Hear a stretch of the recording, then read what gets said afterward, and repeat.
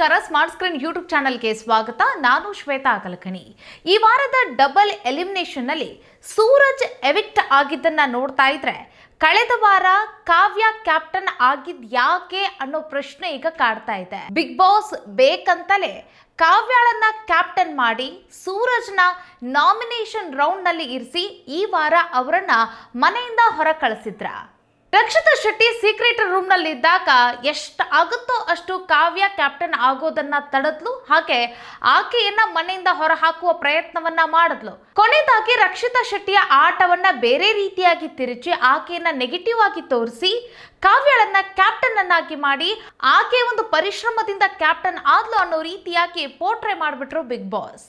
ಕಾವ್ಯ captain ಆಗಿದ್ದರ ಹಿಂದೆ ಸೂರಜ್ನ evict ಮಾಡಿ ಮನೆಯಿಂದ ಹೊರ ಕಳಿಸ್ಬೇಕು ಅನ್ನೋ ಷಡ್ಯಂತ್ರ ಬಿಗ್ ಬಾಸ್ ತಂಡದ್ದಾಗಿತ್ತ. ಏನಾಗ್ತಾ ಇದೆ ಬಿಗ್ ಬಾಸ್ ಮನೆಯಲ್ಲಿ ಬನ್ನಿ ನೋಡ್ತಾ ಹೋಗೋಣ. ವಿಡಿಯೋನ ಅಂತ್ಯದವರೆಗೂ ನೋಡಿ. ವಿಡಿಯೋ ಇಷ್ಟ ಆಗಿದ್ರೆ ಲೈಕ್, ಶೇರ್, ಕಾಮೆಂಟ್, ಸಬ್ಸ್ಕ್ರೈಬ್ ಮಾಡೋದನ್ನ ಮರಿಬೇಡಿ.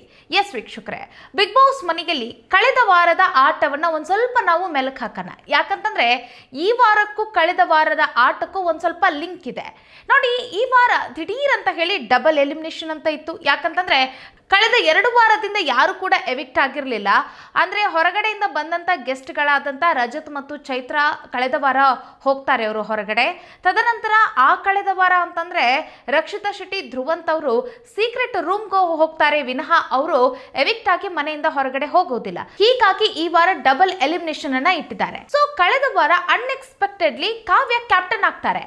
ಸೊ ಕಾವ್ಯ ಪರಿಶ್ರಮದಿಂದ ತುಂಬ ಚೆನ್ನಾಗಿ ಆಟ ಆಡಿ ತುಂಬ ಚೆನ್ನಾಗಿ ಫೈಟ್ ಕೊಟ್ಟು ಕಾವ್ಯ ಕ್ಯಾಪ್ಟನ್ ಆದ್ರು ಅಂತ ಅಂದ್ರೆ ಇಲ್ಲ ನೋಡಿ. ಲಾಸ್ಟ್ ಮೂಮೆಂಟ್ ನಲ್ಲಿ ಬಿಗ್ ಬಾಸ್ ಏನ್ ಮಾಡ್ತಾರೆ, ಒಂದು ಗೇಮ್ ಅನ್ನು ಏನಾದ್ರೂ ಇಡ್ತಾರೆ ಸೂರಜ್ ಮತ್ತೆ ಕಾವ್ಯಾಳನ ಮಧ್ಯೆ.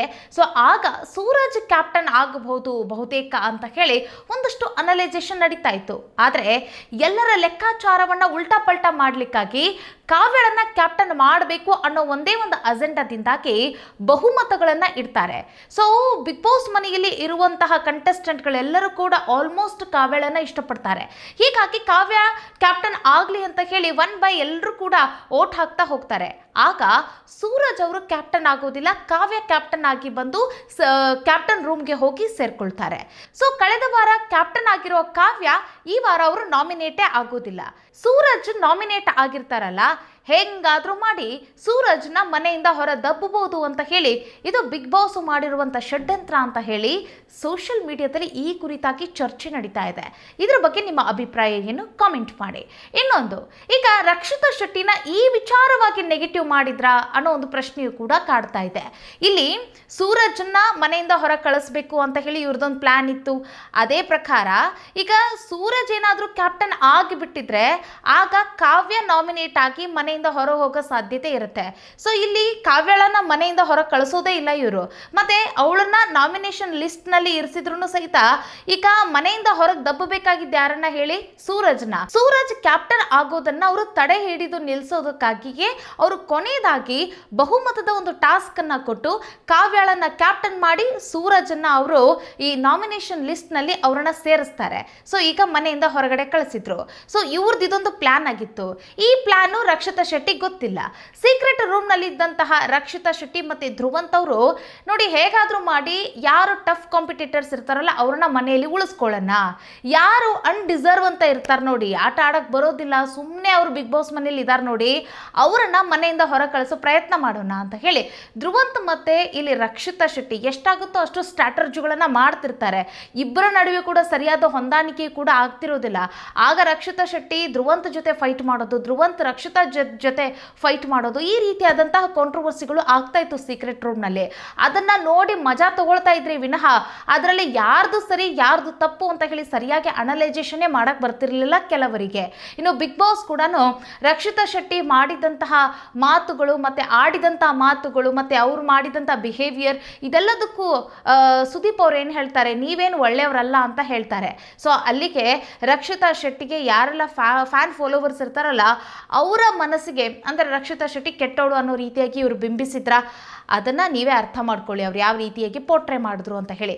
ಒಟ್ಟಿನಲ್ಲಿ ರಕ್ಷಿತಾ ಶೆಟ್ಟಿ ಎಷ್ಟಾಗುತ್ತೋ ಅಷ್ಟು ಸ್ಟ್ರಾಟರ್ಜಿ ಮಾಡಿ ಕಾವ್ಯ ಕ್ಯಾಪ್ಟನ್ ಆಗಬಾರ್ದು ಅಂತ ಹೇಳಿ ಅವರನ್ನು ಅಂತಂದರೆ ಅವ್ರನ್ನ ಅನ್ಫಿಟ್ ಅಂತ ಹೇಳಿ ಈಗ ರಕ್ಷಿತಾ ಶೆಟ್ಟಿ ಮೈಂಡಲ್ಲಿ ಇತ್ತಲ್ವ, ಹಾಗಾಗಿ ಅವ್ರನ್ನ ಮನೆಯಿಂದ ಹೊರಗೆ ಕಳಿಸ್ಬೇಕು ಅಂತ ಹೇಳಿ ಅವರು ಸ್ಟ್ರಾಟರ್ಜಿಗಳನ್ನು ಮಾಡಿದ್ರು. ಆ ವಾರ ಗಿಲ್ಲಿ ಮತ್ತು ರಘು ವಿನ್ ಆಗಬೇಕು, ಅವರಿಬ್ಬರಲ್ಲಿ ಯಾರಾದರೂ ಒಬ್ಬರು ಕ್ಯಾಪ್ಟನ್ ಆಗಬೇಕು ಅಂತ ಹೇಳಿ ಯೋಚನೆ ಮಾಡಿದ್ರು. ಅಲ್ಲೇನಾಗ್ಬಿಡ್ತು, ಲೆಕ್ಕಾಚಾರ ಉಲ್ಟಾ ಪಲ್ಟಾ ಆಗಿ ಆಗ ಸೂರಜ್ ಮತ್ತು ಕಾವ್ಯ ಅವರು ಆ ಟಾಸ್ಕಲ್ಲಿ ವಿನ್ ಆಗಿಬಿಟ್ರಲ್ವಾ. ಸೊ ಅಟ್ಲೀಸ್ಟ್ ಈಗ ಕೊನೆ ಮೂಮೆಂಟ್ನಲ್ಲಿ ಸೂರಜ್ ಏನಾದರೂ ವಿನ್ ಆಗಿಬಿಟ್ರೆ, ಯಾಕಂತಂದರೆ ಸೂರಜ್ ಆಟ ಆಡ್ತಾರೆ ಮತ್ತು ಯಾರಿಗಾದರೂ ಕೌಂಟರ್ ಕೊಡಬೇಕು ಅಂದ್ರೂ ಸಹಿತ ಚೆನ್ನಾಗಿ ಕೌಂಟರ್ ಕೊಟ್ಟಿದ್ದು ಉಂಟು. ಈ ರಾಶಿಕಾ ಜೊತೆ ಅವರೊಬ್ಬರ ಜೊತೆ ಮಾತ್ರ ಇರ್ತಾರೆ ಅನ್ನೋದನ್ನ ಬಿಟ್ಟರೆ ಇನ್ನು ಉಳಿದಿದ್ದೆಲ್ಲ ಪ್ಲಸ್ ಆಗೇ ಇತ್ತು. ಸೂರಜ್ ಅವರೇನು ಅಷ್ಟಾಗಿ ಬ್ಯಾಡ್ ರೀತಿಯಾಗಿ ಏನು ಆಟ ಆಡಿರಲಿಲ್ಲ ಈ ಸ್ಪಂದನ ಇವ್ರನ್ನೆಲ್ಲ ಕಂಪೇರ್ ಮಾಡಿಕೊಂಡ್ರೆ. ಇನ್ನೊಂದು ವಿಚಾರ, ಮತ್ತು ಈ ಕಾವ್ಯನೂ ಸಹಿತ ಈ ಗಿಲ್ಲಿ ಜೊತೆಗೆ ಮಾತ್ರ ಇರೋದು, ಅವ್ರೇನು ಎಲ್ಲರ ಜೊತೆಗೆ ಹೋಗಿ ಆಟ ಆಡ್ಕೊಂಡು ಎಲ್ಲರ ಜೊತೆ ನಗ್ನಗ್ತಾ ಖುಷಿಯಾಗಿ ಎಲ್ಲರ ಜೊತೆ ಮಾತಾಡ್ಕೊಂಡು ಏನಿಲ್ಲ, ಗಿಲ್ಲಿಯ ಕಾಮಿಡಿಗೆ ಮಾತ್ರ ನಕ್ಕೊಂಡು ಸೊಪ್ಪಾಕೊಂಡು ಇರುವಂತಹ ಹುಡುಗಿ ಅಷ್ಟೇ. ಸೊ ಕಂಪೇರ್ ಮಾಡಿದ್ರೆ ಸೂರಜ್ ಬೆಟರ್ ದ್ಯಾನ್ ಕಾವ್ಯ ಅನ್ನೋ ರೀತಿಯಾಗಿ ಇದ್ರಲ್ವಾ. ಹಾಗಾಗಿ ಒಂದೇನಾದರೂ ಇವರಿಬ್ಬರ ನಡುವೆ ಟಾಸ್ಕನ್ನು ಕೊಡ್ಬೋದು. ಆ ಟಾಸ್ಕ್ನಲ್ಲಿ ಕಾವ್ಯಗಿಂತ ಹೆಚ್ಚು ಫಿಟ್ ಆಗಿರೋದು ಸೂರಜ್ ಕ್ಯಾಪ್ಟನ್ ಆಗ್ಬೋದು ಅಂತ ಹೇಳಿ ಧ್ರುವಂತ್ ಮತ್ತು ರಕ್ಷಿತಾಳ ಲೆಕ್ಕಾಚಾರ ಆಗಿತ್ತು. ಆದರೆ ಏನು ಮಾಡ್ತೀರಾ, ಬಿಗ್ ಬಾಸ್ ಕೊನೆ ಮೂಮೆಂಟ್ನಲ್ಲಿ ಅಲ್ಲೊಂದು ಟಾಸ್ಕೇ ಇಡಲಿಲ್ಲ, ಬಹುಮತನ ನಿರ್ಮಾಣ ಮಾಡಿಬಿಡ್ತಾರೆ. ಆಗ ಬಹುಮತ ಪಡೆದಿರುವಂತಹ ಕಾವ್ಯ ಕ್ಯಾಪ್ಟನ್ ಆಗ್ತಾರೆ. ಆಗ ರಕ್ಷಿತಾ ಶೆಟ್ಟಿ ಕೆಟ್ಟವಳು, ಎಷ್ಟಾಗುತ್ತೋ ಅಷ್ಟು ಸ್ಟ್ರಾಟರ್ಜಿ ಮಾಡಿ ಕಾವ್ಯಳನ್ನು ಕ್ಯಾಪ್ಟನ್ ಆಗದಂತೆ ನೋಡಿಕೊಂಡ್ಲು. ಇದೆಲ್ಲವನ್ನು ಕೂಡ ಪಂಚಾಯಿತಿಯಲ್ಲಿ ಸುದೀಪ್ ಅವರು ಪಂಚಾಯಿತಿಯಲ್ಲಿ ಇದ್ರ ಬಗ್ಗೆ ಎಲ್ಲನೂ ಕೂಡ ಹೇಳ್ತಾರೆ.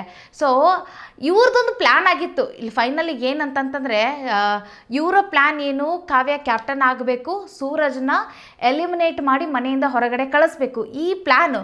ಸೊ ಇದರ ಮಧ್ಯೆ ಬಲಿಕ ಬಕ್ರ ಆಗಿದ್ಯಾರು ಅಂತಂದರೆ ರಕ್ಷಿತಾ ಮತ್ತು ಧ್ರುವಂತ್. ಇವ್ರ ಪ್ಲ್ಯಾನ್ ಏನಿದೆ, ಇವರು ಅದೇ ಪ್ಲ್ಯಾನ್ ತಕ್ಕಂಗೆ ಇವರು ಆಟ ಆಡಿದ್ದಾರೆ. ಸುಮ್ಮನೆ ಇಲ್ಲೇನಂತಂದರೆ ಎಲ್ಲವೂ ಕೂಡ ರಕ್ಷಿತಾ ಧ್ರುವಂತ್ ಅವ್ರು ಏನು ಪ್ಲ್ಯಾನ್ ಮಾಡಿದಾರಲ್ಲ ಅದ್ರ ರೀತಿಯಾಗಿ ಆಟ ಹೋಗ್ತಾ ಇತ್ತು ಅನ್ನೋ ರೀತಿಯಾಗಿ ಪೋರ್ಟ್ರೇ ಮಾಡಿದ್ದು ಅಷ್ಟೇ. ಬಟ್ ಇಲ್ಲಿ ಯಾರು ಮೂಲ ಸೂತ್ರಧಾರಿ ಯಾರು ಅಂತಂದರೆ ಬಿಗ್ ಬಾಸೇ ಆಗಿದ್ರು. ಇದರ ಹಿಂದಿನ ಒಂದಿಷ್ಟು ಆಟಗಳನ್ನು ನಾವು ಗಮನಿಸ್ತಾ ಹೋದರೆ, ಸೊ ಈಗ ಹೇಳಿ ಇವರು ಪ್ಲ್ಯಾನ್ ಮಾಡ್ಕೊಂಡಿರ್ತಾರೆ, ಇವರೇ ಇರಬೇಕು ಮನೆಯಲ್ಲಿ, ಇವರೇ ಹೋಗಬೇಕು ಅಂತ ಹೇಳಿ. ಸುಮ್ಮನೆ ಏನು ಹೇಳ್ತಾರೆ, ಓಟ್ಗಳು, ಅಭಿಮಾನಿಗಳು ಓಟ್ ಹಾಕ್ತಾರೆ, ಗೆಲ್ಲಿಸ್ತಾರೆ, ಆ ಓಟ್ಗಳನ್ನು ಬಿಗ್ ಬಾಸ್ ಕನ್ಸಿಡರ್ ಮಾಡ್ತಾರೆ ಅಂತ ಹೇಳ್ತಾರೆ. ಯಾವ ಓಟ್ಗಳ ಏನಂತ ಹೇಳ್ತಾರೆ, ಅಭಿಮಾನಿಗಳ ಓಟ್ಗಳಿಗೆ ಇವರು ಲೆಕ್ಕ ಕೊಡೋದೇ ಇಲ್ಲ ಮತ್ತು ಅದಕ್ಕೆ ಮರ್ಯಾದೆನೂ ಕೂಡ ಕೊಡೋದಿಲ್ಲ ಅನ್ನೋದು ಮಾತ್ರ ಇಲ್ಲಿ ಸ್ಪಷ್ಟವಾಗಿ ಗೊತ್ತಾಗ್ತಾ ಇದೆ. ಸೊ ಇದ್ರ ಬಗ್ಗೆ ನಿಮ್ಮ ಅಭಿಪ್ರಾಯ ಏನು? ಶನಿವಾರದ ಎಪಿಸೋಡ್ನಲ್ಲಿ ಸೂರಜ್ ಅವರು ಸಡನ್ ಆಗಿ ಅನ್ಫಾರ್ಚುನೇಟ್ಲಿ ಅನ್ಎಕ್ಸ್ಪೆಕ್ಟೆಡ್ ಆಗಿ ಅವರು ಎವಿಕ್ಟ್ ಆಗಿದ್ದೇನಿದೆಯಲ್ಲ ಅದು ಎಲ್ರಿಗೂ ಕೂಡ ಆಘಾತ ಆಯಿತು. ಏನು ಟಫ್ ಕಾಂಪಿಟೇಟರ್ನು ಕೂಡ ಇವರು ಹೊರಗಡೆ ಕಳಿಸ್ತಾರಲ್ಲ ಅಂತ ಹೇಳಿ. ಅಟ್ಲೀಸ್ಟ್ ಹೆಂಗಂತಂದರೆ ಸೂರಜ್ ಕೊನೆ ಮೂಮೆಂಟ್ವರೆಗೂ ಇರ್ತಾರೆ ಬಿಗ್ ಬಾಸ್ ಮನೆಯಲ್ಲಿ ಅನ್ನೋದೆಲ್ರಿಗೂ ಒಂದು ಹೋಪ್ ಇತ್ತು. ವಿನ್ನರ್ ಆಗೋದಿಲ್ಲ ಬಿಡಿ, ಅಟ್ಲೀಸ್ಟ್ ರನ್ನರ್ ಅಪ್ ಕೂಡ ಆಗೋದಿಲ್ಲ. ಯಾಕಂತಂದರೆ ಅಶ್ವಿನಿ ಇದ್ದಾರೆ, ರಘು ಇದ್ದಾರೆ, ಧನುಷ್ ಇದ್ದಾರೆ, ರಕ್ಷಿತಾ ಇದ್ದಾಳೆ, ಗಿಲ್ಲಿ ಇದ್ದಾರೆ. ಇವ್ರ ಮಧ್ಯೆ ಸೂರಜ್ಗೆ ರನ್ನರ್ ಅಪ್ ಕೂಡ ಸಿಗೋದು ತುಂಬ ಇದನ್ನಿತ್ತದು ಆಯಿತಾ. ಹಾಗಿರುವಾಗ ಇವರು ಕೊನೆ ಮೂಮೆಂಟ್ವರೆಗೂ ಇರ್ತಾರೆ ಅನ್ನೋದು ಹತ್ರ ಹೋಪ್ ಇತ್ತು.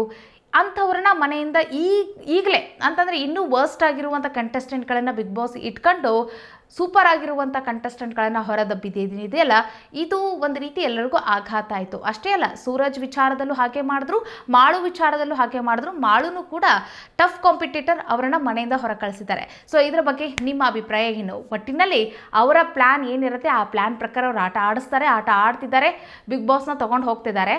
ಸುಮ್ಮನೆ ಏನಂತಂದರೆ ಜನಗಳ ಓಟಿನ ಮೇಲೆ ಈ ಆಟ ನಿಂತಿರುತ್ತೆ ಅಂತ ಹೇಳ್ತಾರೆ. ಯಾವ ಓಟು ಇಲ್ಲ, ಏನೂ ಇಲ್ಲ, ಇದೆಲ್ಲವೂ ಕೂಡ ಇದರಲ್ಲೇ ಗೊತ್ತಾಗ್ತಾ ಇದೆ. ಸೊ ನಿಮ್ಮ ಅಭಿಪ್ರಾಯವನ್ನು ತಿಳಿಸಿ ಅಂತ ಹೇಳ್ತಾ ಮುಂದಿನ ವಿಡಿಯೋದಲ್ಲಿ ಸಿಗೋಣ. ನಮಸ್ಕಾರ.